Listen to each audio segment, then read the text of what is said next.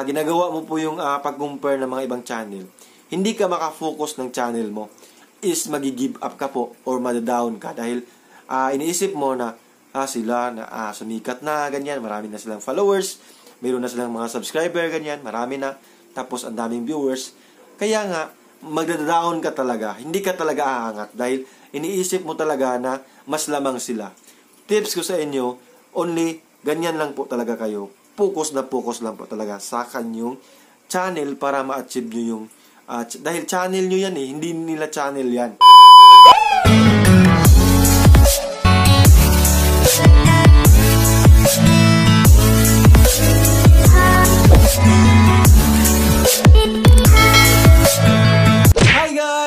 Ayan, welcome back sa ating channel. So, this is Tips Mayo for more videos all about dragon fruit, cooking outdoor, and healthy lifestyle. This nandun po sa aking YouTube channel.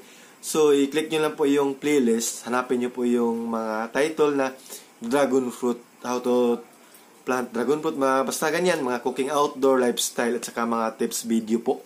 Ayan, so this is Tips Mayo. For this video guys is na-reach na po natin yung 12k followers sa Facebook. Tapos, 8k followers, 8k subscribers sa YouTube. So, happy po talaga ako guys. At saka nagpapasalamat po talaga ako sa inyo, no? Dahil ibinigay nyo po yun. Na-reach ko na po talaga yun. Diba? So, nag-post po ako sa aking Facebook page na na-reach ko na po talaga. So, may message po ako sa inyo guys, no? Na hindi ko man po kayo makita, mayakap, at makausap, no? Kasi ang daming nag-message, ganyan. Ito lang talaga yung way ko na ipaparating sa inyo. Yan.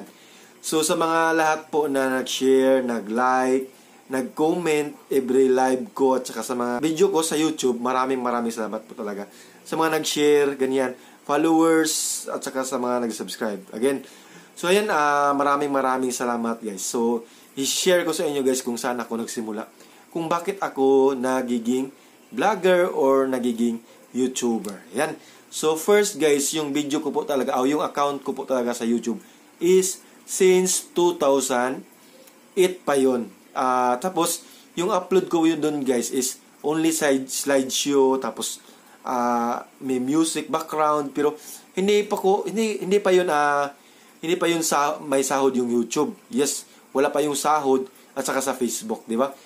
Early lang po kasi yung lagay ng sahod o revenue yung YouTube ngayon at saka sa Facebook, di ba? I think mga 2014 siguro o nakamali po ako, correct me if I'm wrong talaga guys.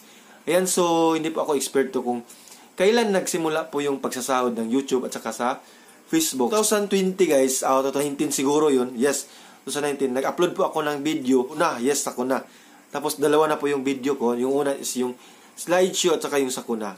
So last year 2020 ata yun. Yan, nag-decide po ako na maggawa ng video kasi marami na pong mga vlogger or YouTuber na lumalabas na makasahod daw yung pagbablog. So yan, tinatry ko naman po.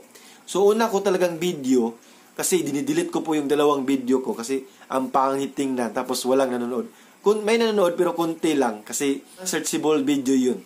So yan, kahit searchable video yun, may mag-views po talaga pag searchable video yun. Ngayon, nag-upload po ako. Yung unang video ko po talaga guys is umatake ng 3-star sa COC or sa Clash of Clans, no? Alam ko naman ano yung COC or Clash of Clans. Yan. First video ko po talaga guys. Tingnan nyo po talaga. First video in my YouTube channel is how to attack 3-star. Yan. Sa COC. Video lang doon is recorded po yun. Tapos, nagma-mic po ako. Tapos, tutorial ko po kung paano magiging 3-star yung pag-atake ng second town hall. Yes, sa second town hall po yun. Kasi may gawa ng town hall yung doon sa may booth, yung may barko, tapos pupunta ka doon sa isla, di ba? Alam ko na, decide po ako na mag-vlog yun. Una ko po talagang mina-vlog is yung si Jose, tapos laugh trip. Yes, marami po akong mga laugh trip videos. Yan, para matuwa po yung ating mga viewers, no? Tapos until now, nagiging lifestyle, cooking outdoor, how to pag-alaga ng mga dragon fruit, di ba? Tips all about dragon fruit is nasa aking YouTube channel. So yan, nagpapasalamat po talaga ako sa inyo. Once again, nagpapasalamat po ako talaga guys dahil na-reach natin yung 12k subscriber at saka sa ating 12K followers at saka sa ating YouTube na 8K subscriber, di ba? Tips ako sa inyo, no? Paano mga ba mag-vlogger, no? So, sa pagbablog, guys, isipin mo talaga na hindi mo i-compare yung channel mo sa ibang channel. Dahil channel mo yan, di ba? So, wag niyong itandi or i-compare sa iba. Kung na-achieve nila yung kanilang followers or yung mga viewers nila na marami silang viewers, hayaan mo, kundi fokusin mo lang yung channel mo, di ba? Kasi ganito po kasi yan, guys. Pag ginagawa mo po yung pag-compare ng mga ibang channel, hindi ka makafocus ng channel mo, is magi-give up ka po or madadown ka dahil iniisip mo na sila na sumikat na, ganyan, marami na silang followers, mayroon na silang mga subscriber, ganyan, marami na, tapos ang daming viewers. Kaya nga, magda-down ka talaga, hindi ka talaga aangat dahil iniisip mo talaga na mas lamang sila. Tips ko sa inyo, only ganyan lang po talaga kayo. Focus lang po talaga sa kanyang channel para ma-achieve nyo yung dahil channel nyo yan hindi nila channel yan. So, pagtrabahuan mo yung channel mo para ma-achieve mo yung pangarap mo, di ba? Ganyan lang guys yung pag-vlogger at saka magiging YouTuber, di ba? So, kailangan focus ka lang. Ganyan lang ka lang, oh. Kahit marami silang viewers, marami silang subscriber, ganyan ka lang dapat, di ba? Ganyan. Focus ka lang sa channel mo. Ganyan lang guys. Para ma-achieve mo yun kung ano yung gusto mo, di ba? Alam ko naman po na marami po tayong kaibigan, mga kamag-anak, mga kadugo, na hindi sumusuporta sa atin. Mga kapitbahay, yan, mga ka-classmate, ganyan, mga katropa, na hindi sila sumusuporta sa iyong pagbablog or yung pag-YouTuber mo. Hayaan mo sila guys, hayaan mo sila, no? Gawin mo silang inspirasyon. Kahit wala po yung suporta nila, kahit wala sila, hindi sila mag-share sa iyong live, hindi sila mag-comment, is gawin nyo pong inspirasyon na believe on yourself guys, na kayang-kaya mo talaga na umaangat ka, no? Yan lang po talaga yung tips ko sa inyo. Hayaan mo sila guys. Kung meron pong magsuporta sa kaibigan mo, i-appreciate mo po, di ba? So meron po ako mga kaibigan, mga kakilala na hindi nila gusto na aangat ka, no? Ultimo share like hindi nga nila magawa, di ba? So gawin natin silang inspirasyon. Yan lang guys. Kailangan is go lang ng go. Aming nagme-message po sa akin na ipagpatuloy ko po talaga yung pagbablog ko na kumakain ng mga healthy foods dahil meron po silang mga inalagaan or meron silang mga kakilala na hindi sila gaano kagana kumain ng mga pagkain. So, pag nakita nila po ako sa video or sa pa-live ko sa Facebook page, is nakikita nila na ganado yung kain ko, tapos sinasabayan nila ako, tips kailan ka mag-live, ganyan. Maraming salamat talaga sa suporta ninyo, sa mga nag-comment, at saka nag-chat sa aking page. Thank you po talaga sa mga supporters natin dyan. Hindi ko na lang po i-mention dahil marami kayo. Alam ko po na marami kayo, di ba? So, maraming salamat po talaga, no? Sa walang sawang suporta. Pasalamat po talaga ako, guys, sa mga taong na walang sawang sumuporta, tumutulong sa aking channel na magiging ganito po yung followers at saka subscriber ko sa YouTube, di ba? Maraming salamat po talaga, guys. I appreciate po talaga, no?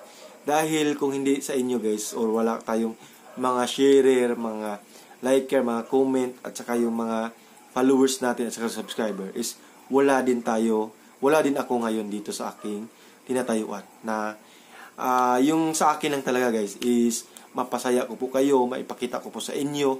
Sa Facebook ko po kasi is palagi po ako nagmumukbang sa pananghalian, sa kainan. Pero yung yung binibidyo ko po talaga is almost mga healthy foods po talaga. Kasi marami po ako mga viewers nag-message sa akin na ipagpatuloy ko daw po yung pagkain ng mga healthy foods dahil sunod na sunod po sila sa aking mga foods, no? Kung ano yung kinakain ko, ganyan, ano yung niluluto ko, how to cook, mga ganyan, di ba?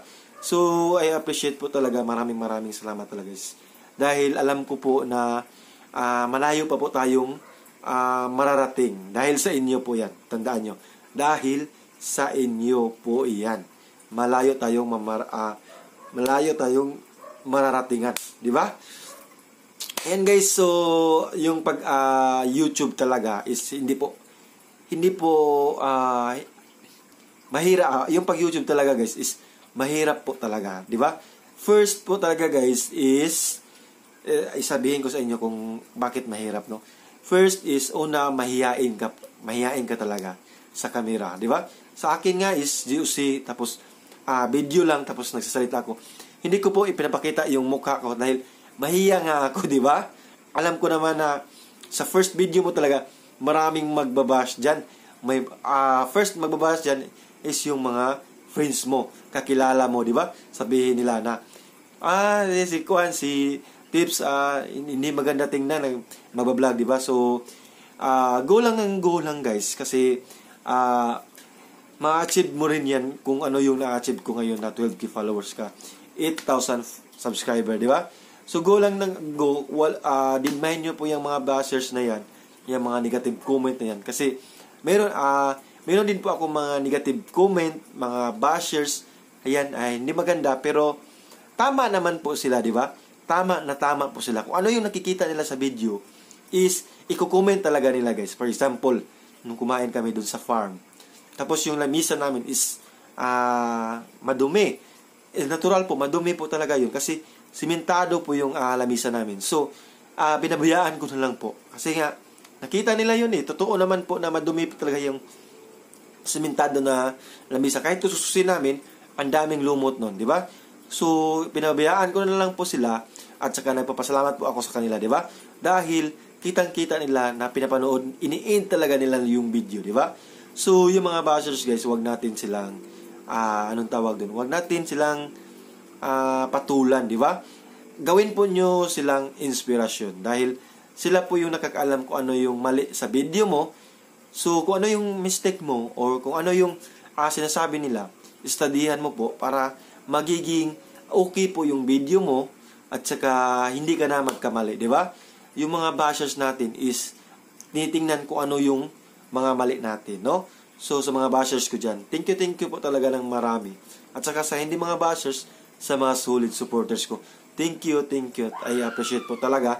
Maraming salamat talaga guys dahil nandyan kayo always. Diba? Happy 12k followers at saka 8k subscriber na po tayo. At saka, alam nyo guys sa Facebook is nagra-running po. Diba? Mga 12k followers plus na po yung Facebook natin at saka sa ating YouTube 8k followers na po.